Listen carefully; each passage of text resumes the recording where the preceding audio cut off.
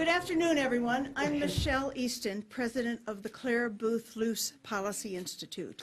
And I want to first give a special thanks to our co-host for this monthly event. Heritage Today is represented by Laura Truman, who is the Director of Strategic Operations for Heritage. And I want to thank each of you for joining us today. Those of you here in Washington, those of you watching on C-SPAN all over America and all over the world. I want to welcome you to this special December edition of the Conservative Women's Network. As most of you know, CWN usually features top women speakers in the conservative movement. But every December, it is our tradition to feature a special gentleman speaker. And this year, we're so pleased to have David Brat, the new United States Congressman from Virginia.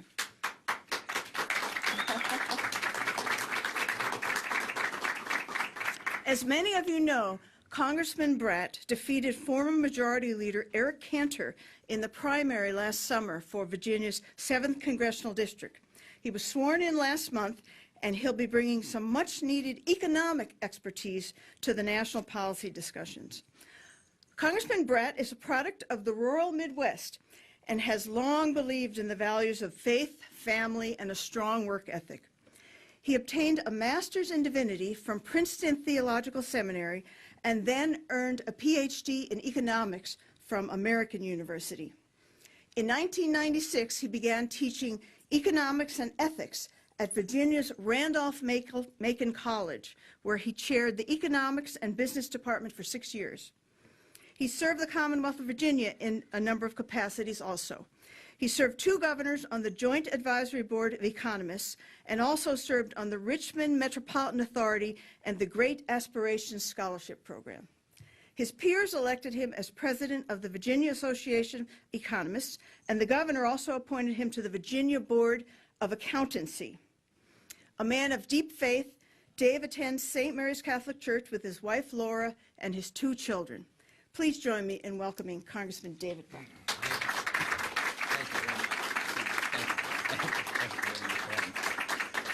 Well, thank you all very much for having me. That was a nice introduction. You saved my throat a little bit. You all know we've had an exciting week. Do you all know that? You all been following the news? It's good. So I'll get to that after I frame some of my biography and some of the background to how I got where I am. So I'll just kind of break it up into a few pieces, my biography and then kind of my run for office and then where we are at today with Republicans and the votes that are coming up that just occurred yesterday and in the week prior. But thank you all very much for having me. It's an honor to be here with you at Heritage. I've been a longtime follower of Heritage, and it's great to be with you all today.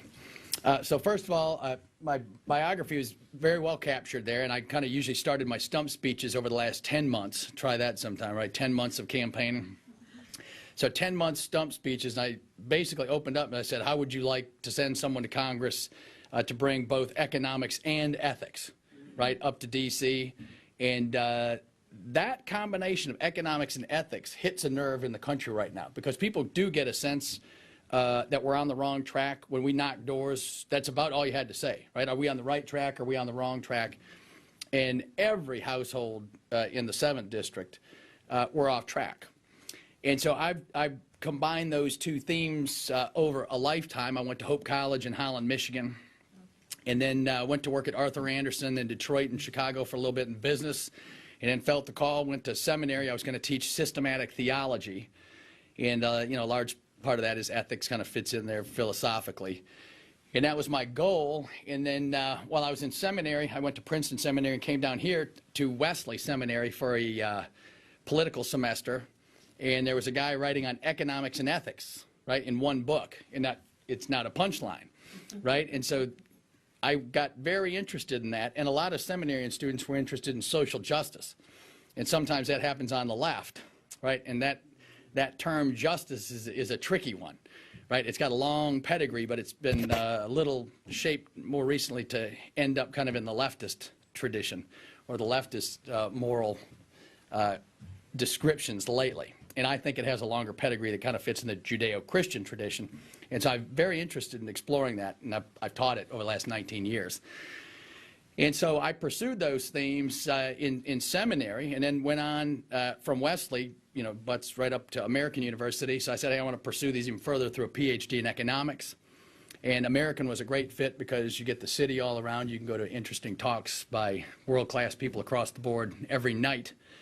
And so pursued that through my PhD, and then I was lucky enough to apply and find a great job down in Richmond, Virginia, in Ashland. We call it the center of the universe, actually. It's a very small little town in Hanover, which was a county very friendly to me.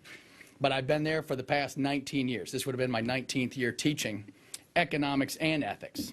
So I was the chair of the econ and business department, but I also chaired the ethics minor for several years. John Allison, a friend over at Cato, helped me build a program in the moral foundations of capitalism. And so that kind of puts the two together in the same way. And then I got a chance to work in the General Assembly for about the last 8 or 9 years in Virginia politics, got to know a lot of how the political system works. And then just wasn't happy with some of the things that were going down in my area in the 7th District. So put my hat in, and the people thought it was good to send an economist up to D.C. And so that, in short, is kind of the biography and who I am and why I ran. But I'll get a little more specific now. When I ran on the Virginia Republican Creed. How many Virginians in here? Oh, really? Oh, very good. How many of you know the Virginia Republican Creed? Really? Very good. Particularly like certain parts. It's not perfect, but it's good. I'll go over it with you. I don't believe in economic justice, and it says those words. Well, very good. You're okay. Good, and that's what I'm going to get at today. Very good. And so let me go over that creed with you a little bit. Starts off. The first is most important to me: adherence to the free market system, because that one really draws a red line, right? And people in business or whatever, even students of economics, sometimes don't understand what that means, right? Adherence to the free market system. All of human history up till 1800 made how many dollars a year per person? $500 about, right? Basically subsistence level for the entire world for all of human history. And something changed at about 1800. And what was that? Yeah, good, very good. Adam Smith, if you want to put a name to it, right? So Adam Smith, 1776, and that was in the works, right? I mean, the history of ideas for 100, 200 years prior. But societies finally had to choose the free market system. There's always been markets, right? You can go back to the ancient Greeks and Romans where they were trading chickens and cows and whatever, right? So we've always had markets. There's always been spice trade and this trade and the other trade. So it's a very different thing. Doing business, right, or economics or whatever is very different from choosing socially, your society choosing to have and run your society by the free market system. That's the big deal. And that kind of came hand in hand with other fundamental shifts that had to be in place ahead of time, right? You had to choose the rule of law, private property rights, the liberty tradition, coming out of John Locke all the way through.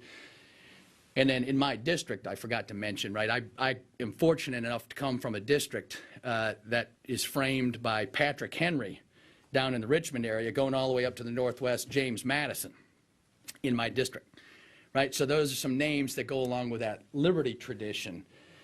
And all of this fits more broadly within the Judeo-Christian tradition, right? That long swath, I have a lot of libertarian friends. We always get into fun exchanges. And I say, well, it's nice of you guys to come along at about 1900 with this liberty idea, right? For the past centuries, we've been fighting off the Huns and the Visigoths and all this kind of thing, and you guys come along lately, right? So I appreciate everything they're doing. I have a lot of good libertarian friends, but there was some heavy lifting that came for 2,000 years to set that up, and I think the Heritage Foundation is aware of that long tradition. And so all of that kind of goes together into a narrative that's hard to describe in a soundbite. And so when you're running for office, right, I'm just on point one, by the way, right? You can see how long this talk's going to go. This is point one in the Virginia Creed, adherence to the free market system. But I'm trying to show you what goes into that biographically and theoretically, et cetera, to show you how complex it is. So then when the press asks you a question about some simple bill that has to do with free markets, it's very hard to put all that into an answer, right? And so that's the hard part. But I gave, 15 to 20 minute, I call them economic homilies, basically, was my stump speech, night after night after night for 10 months, trying to explain this. And I'll close this little part by saying this is the good news, right? The Republicans, the conservatives have the strongest, best moral message to deliver to the entire country right now. What's happened in the last 20 years since I started teaching at Randolph-Macon? When I started teaching 20 years ago, the Chinese and the Indians were making roughly $500 to $1,000 per capita. 20 years ago. What's happened? What radical choice has been made in the last 20 years that's made all the difference for global poverty reduction and improvement in people's lives? And what is it? The Chinese and the Indians have chosen the free market system. Right? And the irony of ironies is while they're choosing the free market system, the United States of America is choosing to backtrack.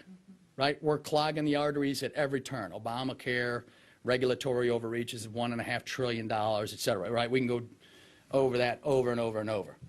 And so that's good news, right? The public policy choice of choosing the free market system, the human welfare gains there, right? In economic terms, you have these little Harburger efficiency triangles or whatever.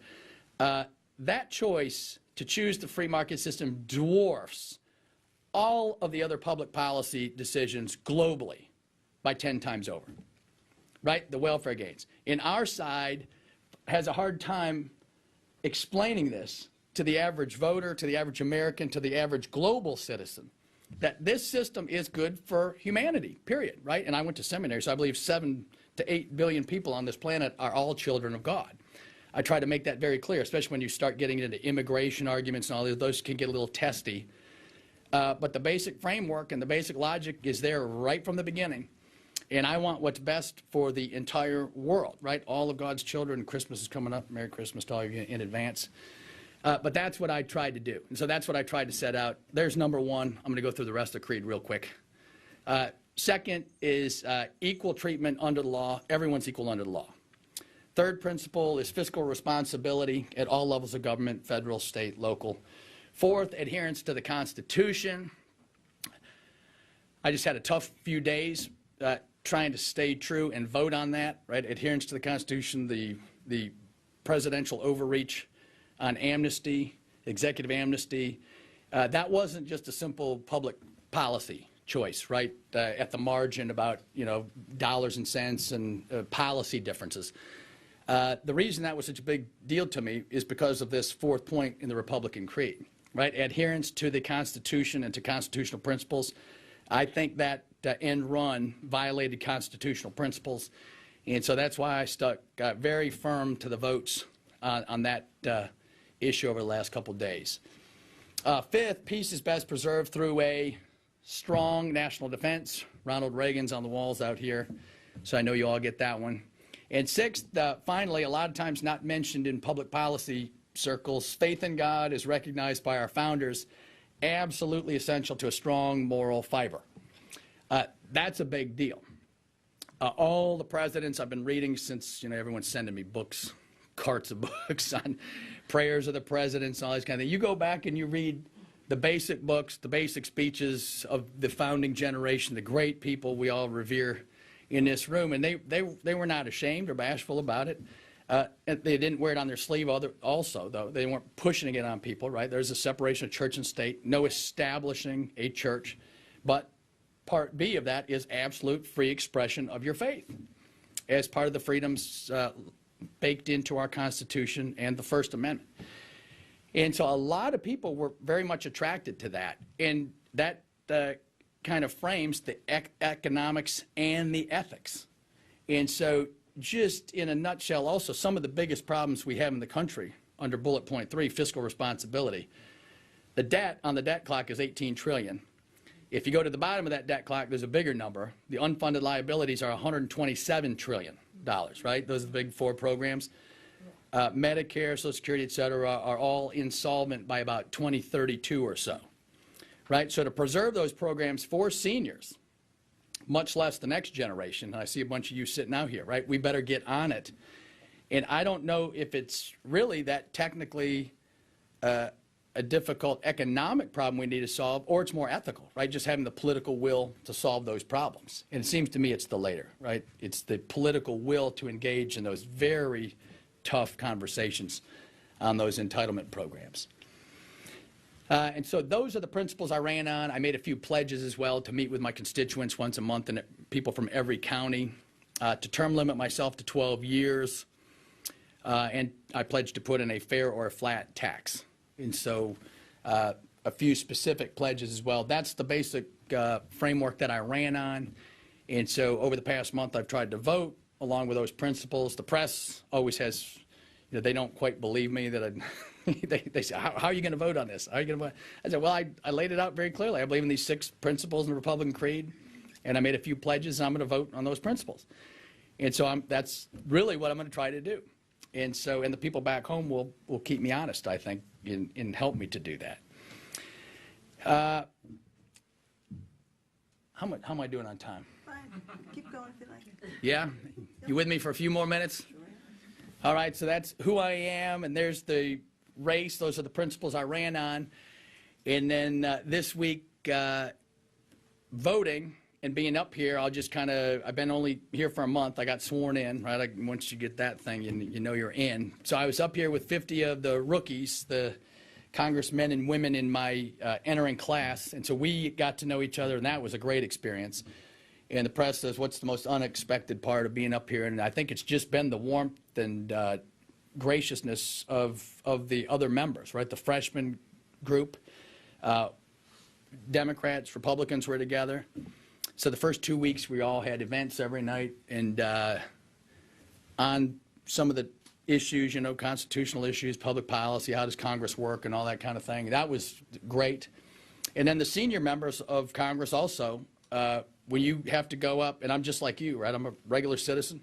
A picture going up to the podium and looking out at the entire Congress that you see on TV every day and having to give a speech right after they swear you in, right? Put yourself in those shoes. And so my entire Virginia delegation came behind me and was very gracious to me. And then the rest of the senior members made me feel very welcome. And so that truly was unexpected, and how I was received. And so I'm very thankful, and I'll just kind of leave it at that. And then while I was orienting, right, my predecessor stepped down early, and that was a gracious move on his part. And so I got to start off not only going through freshman orientation, but also serving as a member of Congress. And so that was a lot to learn quick, right? Setting up offices, staffing up, and all that kind of thing. You go from the campaign side to the general side. And so we had to do all of that. And then I had tough votes. And so the tax extender vote came up. That was a tough one. You're faced with a choice, right? I wasn't in on the framing of the whole piece. And so you got a tough choice. Put yourself in a member's shoes. If you don't vote for it, taxes go up on all my constituents. If you do vote for it, 20% of it was wind, right? Conservatives don't like picking winners and losers, and a lot of people back in my district don't like that, and I don't like it, right? So there's a tough vote. So I voted for that package because overall the net I thought was positive. And then the defense authorization bill came up. That had a bunch of land grant in it. I think Senator Coburn, you saw in the news on that, and it had some other pork and politics pieces in that. Too much, in my judgment. And the greater issue there was, I don't want our defense authorization bill cluttered with other pieces. Because eventually, if you follow that principle, right, that you can clutter that defense authorization with this, that, and the other thing, that's eventually going to hold our defense funding hostage in some way, shape, or form. You know it's coming, right? So on principle, I tried to separate that one. And then on the omnibus, we all were kind of pushing for a short-term CR so that our Senate on the Republican side could be in a better bargaining position coming up in January or February. And that didn't happen. The Omni went through, and we, a group of 75 members, tried to put an amendment on that omnibus bill to restrict the president's overreach on the executive amnesty. And so we went to rules, and rules had made already a kind of a stated position that they weren't going to accept any amendments. And so, I was disappointed in that process when you're a new member, not having the chance at all, right? A 1,600-page bill comes up. You have to read it in a day or two. You find out it didn't deal with fundamental things you ran on, so you try to do an amendment, and then the amendment piece is closed off because everything's so shortened in the time frame. You got 1 day left, and we're going to vote on it. And so that amendment went down. And so because the rules didn't allow that, the next day I voted no on the rule for the bill, as well as voting no for the bill itself. Primarily on that constitutional issue. There were plenty of other policy issues I differed there, but the overriding logic was linked to the unconstitutional part of the executive overreach. And so from there, and I'll close it out and be happy to take questions from all of you, but if you're interested in following me, obviously, and the people in my district, go to davebrat.com and share ideas with us. And I'm going to try to put out, economic papers, white papers, weekly that summarize my voting positions, maybe daily, if we can do that.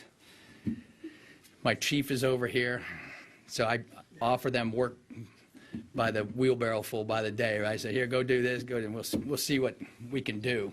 But we would obviously love to do that, right, and share our economic logic, because that's kind of the important part, where your voters understand how are you voting, right? What's the logic behind your vote? And then I am the only economist in the House, and so I would love to be able to start doing some economic education. My stump speech for 10 months, I would ask audience after audience, right, 50 to 100 people every night, have you ever heard the number $127 trillion? And the answer was no. No idea. So if that's the country's biggest issue, which I think it is, numerically it clearly is, right? There's no bigger, I taught public finance, and that's in the book. I don't want to tell you the name of the professor who wrote that book.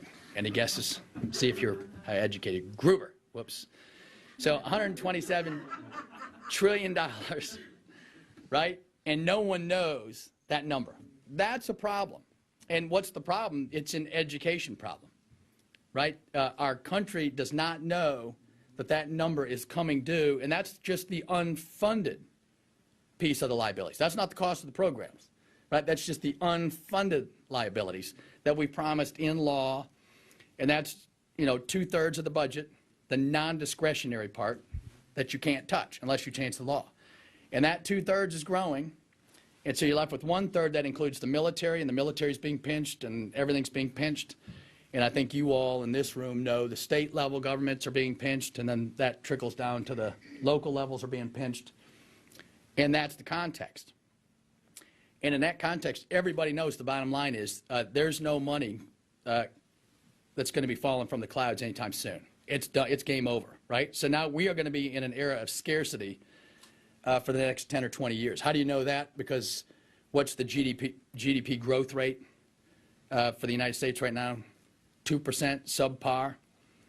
And our productivity levels, Wall Street Journal just had the last 5 years of U.S. productivity, is also way subpar. And your economy is roughly your education level times the number of people you have, right, is your productivity. And how's that looking? How are we doing in education compared with the Chinese and the Indians and on engineers and STEM fields and all that kind of thing? Not so hot. So our economic growth forecast for the next 10 or 20 years is not bright either. So we need to turn all that around. I think we can do that. I'm an optimist. You got Reagan on the wall out there. I like him, right? He was always optimist, and he had tough economic times when he came in. So it can be done. And I think I better end there while I'm on a positive note, right? So that's a little optimism. It can be done. I didn't say how. That's the next talk. Have me back, and we'll get at it. But thank you very much for having me today. It's an honor to be here. A few questions. Sure. Oh, yeah, absolutely. Thank you so much. We have time for a few questions. We have Laurel Conrad here, who Good. just graduated from Cornell. Oh, congratulations. She's the new lecture director at the Claire Booth Luce Policy Institute. Great. And this is a heritage intern, sorry. Good. If you would give your name and affiliation, because we're on C-SPAN and we want everybody to hear your question. Wait for the mic. Yes, ma'am. And we'll get you a mic. Thank you. I'm Barbara Bowie Whitman. And as an economist who is a Republican because I believe in individual liberty and free market principles, Yep. I'm glad to hear you. Now, I have a couple of questions, really, and I'm going to cheat and sneak them in. First one is procedure going forward, but the other part is from left over from last night. The procedure going forward has to do with, can we get a good, solid economist who believes in the right things to head the CBO and do dynamic scoring? Second question is from last night. I got an email from Ken Cuccinelli saying that you were the only Republican from Virginia who had voted right. And it stated that there was no way we could fix what happened last night because of this rule, because it would allow the president going forward to do exactly what he wanted already with the amnesty provisions. There's got to be a way to fix it, even though it sounds horrible. And in politics, we always, when we're trying to get people excited, say that the worst has already happened. How do we get out of what happened last night? Yep, good. So I'll start with number one. Yes is the short answer on getting a good economist going with some dynamic scoring and all that. And that'll help a little bit, but that doesn't get you to the 127 trillion. So I won't get too optimistic on that. But yeah, we'll do better on that. I'm trying to get on the Joint Economic Committee as well so that, you know, we can work in tandem on some of those issues. And then on Ken's email, I saw that. And I will just put the whole omnibus piece in a broader context so you understand, right? So I just came up here. I wasn't involved in the process going through. So for sitting members, it's harder because they're on certain committees and they have certain pieces in that omnibus that they're shepherding through and they believe in, right? I came in some ways on easier ground that way. I ran on constitutional principles, stood my ground on them, and that's that.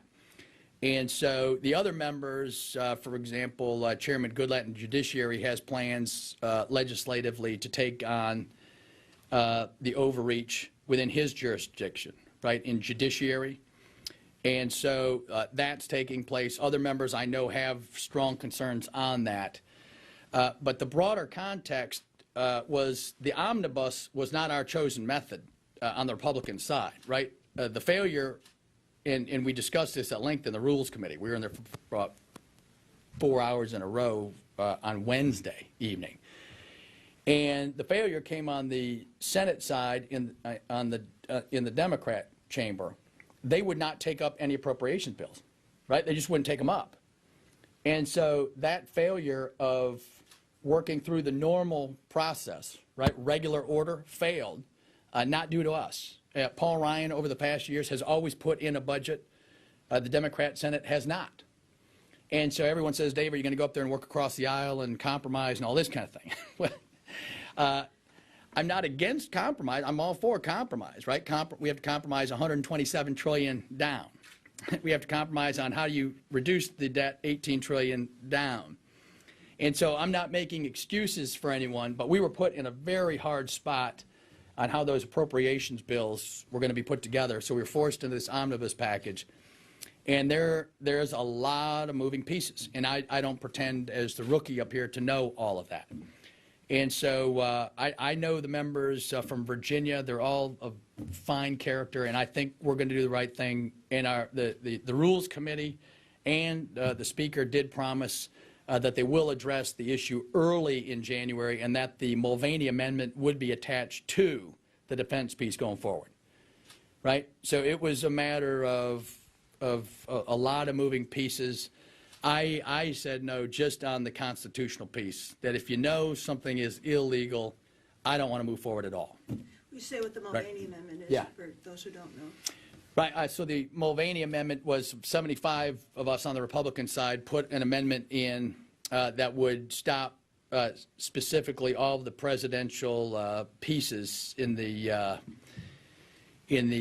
military bill on Homeland Security, right? So we stripped all of the executive overreach had 10 or 12 pieces to it, so we defunded all 12 of those pieces specifically. But on the amnesty part, where does the defunding of Yeah. the executive order on amnesty come? Well, and that's in there, right? That's what it was defunding. The amnesty, any of the administrative pieces, any of the Social Security card funding, any of the the administration underneath there, we defunded. Who else is going? Yes, ma'am. Wait for the mic, please. Whoops, sorry about that. My name is Gabby Morangello, and I'm an intern with the Heritage Foundation. Great. I just wanted to know what your thoughts are on including something against Obama's executive action on immigration in the current lawsuit that the House filed against President Obama. Well, yeah, I'm not an expert. I'm an economist, so I'm not a lawyer. So that's my pre-remark. And so that's where our other members in the Virginia delegation will come in on that piece. But I'm in favor of moving across on all fronts, right? The legislative piece, the funding piece, the judicial piece, the judiciary piece. And so I don't have too much in the way of specifics to offer you on that, other than to say I want to do all of the above, because you don't know the timing on it, which piece is going to be most effective. But already, right, in Virginia, I think there's 1,000 federal positions already funded and in place. And they're already getting the green cards going, and the Social Security cards are already in process. And that's the downside to the omnibus funding the government even through the end of February, right? I think the Obama executive action had a kind of a 50-day limit on it, and we go beyond that. So at the end of that 50 days, everything can be executed, and that's why I'm concerned, and that's why I voted no. I wanted some solution prior to that 50-day cutoff. And the piece you're talking about, the lawsuit will probably take longer than that by the time it works its way through. Any other questions? Yes, ma'am. My name's Frida Hugley. In the new Congress coming up, do you see the Republicans working with President Obama or President Obama working with the Republicans? I don't know if I want to pick a direction, but I'll just say I hope we do work together on the big pieces, right? And I think it is important. In economics, how many of you had an economics class? Anybody? Right? You're supposed to rank your preferences in order, and the goal is, happiness, maximization, whatever, right? So I'll just say, if you're thinking economically, you need to put the biggest pieces, the most important pieces, in rank order and go down those in order, right? And so President Obama, the Republican side, I don't think there's any way to deny the $127 trillion number. Everybody knows that's number one, right? And then the debt piece, the former chairman of the Joint Chiefs of Staff said, when asked, what's the greatest threat to our military? He said the U.S. debt, right? And so people of goodwill on both sides, there are ways to solve these problems, and we have to do it. And the third issue I would put in there that I think the Democrats and Republicans can clearly work on jointly is education. I'm hoping to be on the Education Committee. That's a bipartisan issue. It's clear we're not succeeding, right? The U.S. now on test scores, international test scores, is, underneath the median score, right? We're toward the bottom. In the industrialized world, we're toward the bottom on math and science test scores. And there's no way our kids can compete in this global economy with that type of preparation, right? And that doesn't even begin to talk about the fact that our kids don't know what a business is, right? We're kind of in the medieval, right, post-World War II manufacturing kind of worldview instead of being in this dynamic global economy worldview. And things have to change radically, not just a little bit, right? We have a monopoly in K-12 education still. The kids are not being trained. They don't know what a business is. They don't know what an entrepreneur is, right? So they're learning all the math and science and this kind of thing. But if you're not taught what business is, we have a major problem on our hands. And so businesses are complaining about the workforce skills development. We can do something about that, right? We have projects in our area where the business folks are coming into the schools at the 7th and 8th grade level and helping to shape the curriculum to skill the kids in to work for those companies. And I think that's a model we have to look at. And I think that it'll work. And it doesn't cost any money, believe it or not, right? That's a nice model.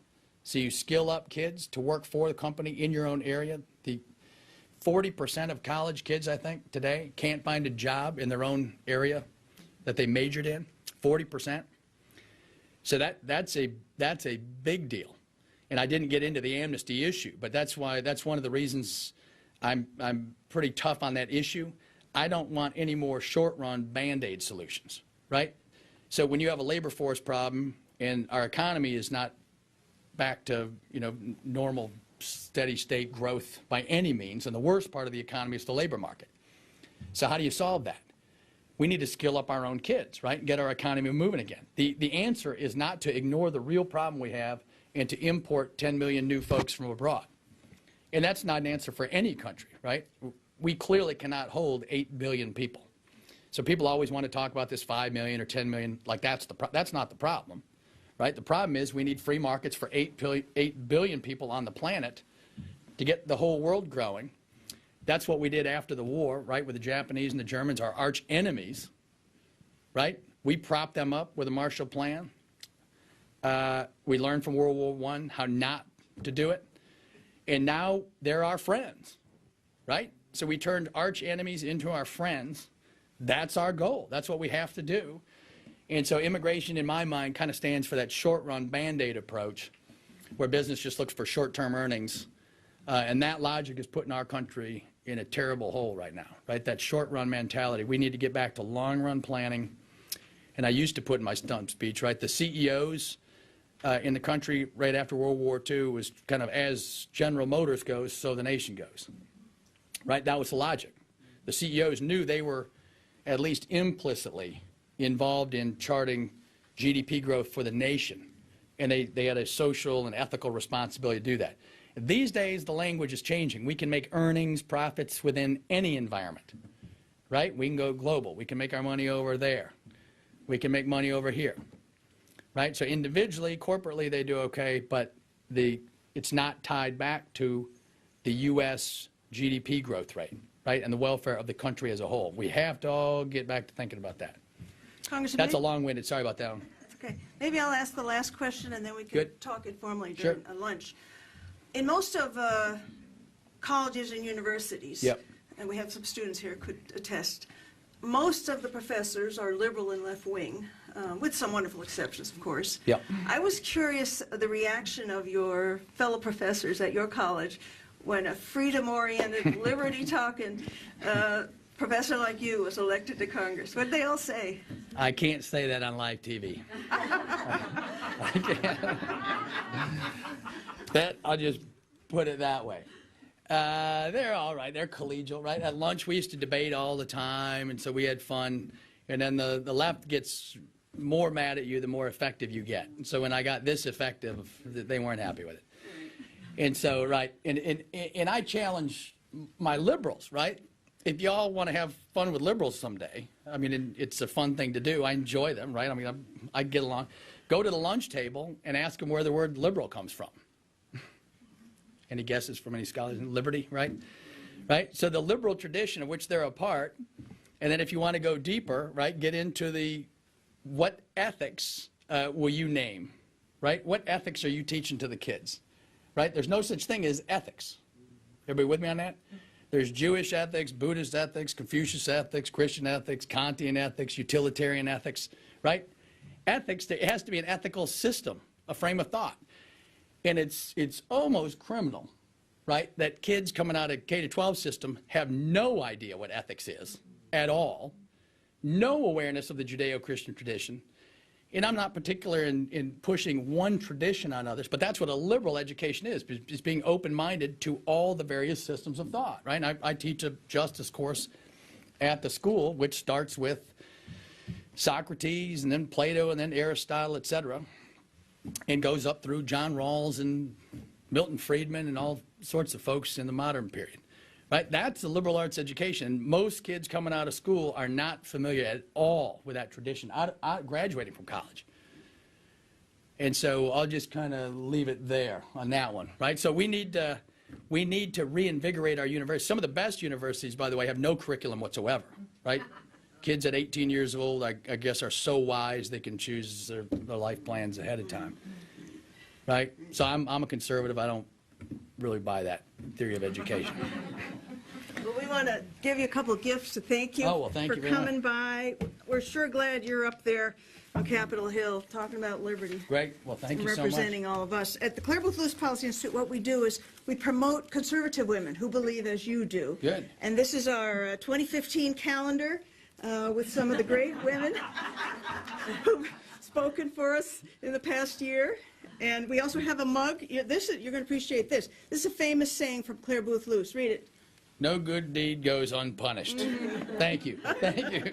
And then, Thank you very much. yes, go ahead. And we Good. also, from the Heritage Foundation, you'll love this gift. It should be right on your desk as Good. opposed to way over on a bookshelf. It's the Heritage Guide to the Constitution. Oh, very good. There you go. Good. Let me show everybody that one. Uh-oh, it's heavy. All right, more light reading this evening. Thank you all very much for having me. Thank you very Thank much. you.